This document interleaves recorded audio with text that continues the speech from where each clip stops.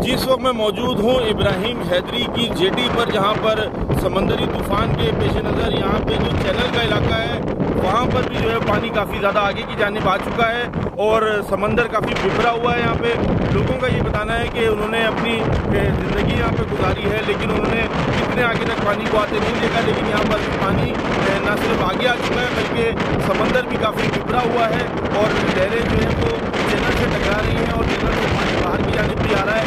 और यहाँ पर लोग जो है वो उनके महफूज मुकाम पर मुंतकिल किया जाना उनको शुरू कर दिया गया है।